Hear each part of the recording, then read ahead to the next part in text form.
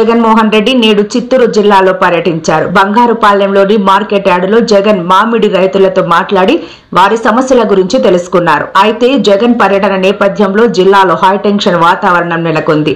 ఎట్టకేలకు జగన్ పర్యటనకు పోలీసులు కేవలం 500 మందికి మాత్రమే అనుమతిచ్చారు. మామిడి రైతులు మాత్రమే కార్యక్రమానికి రావాలని చెప్పారు. జిల్లాలో జగన్ పర్యటించే రహదారుల్లో భారీగా ఫ్లెక్సీలను ఏర్పాటు చేశారు. మామిడి రైతుల సమస్యలను తెలుసుకునేందుకు తాను చేపట్టిన పర్యటన నుంచి ప్రజల దృష్టిని మళ్లించేందుకే మాజీ ఎమ్మెల్యే నల్లపురెడ్డి ప్రసన్నకుమార్ రెడ్డి ఇంటిపై జరిగిన దాడి చేశారని మండిపడ్డారు.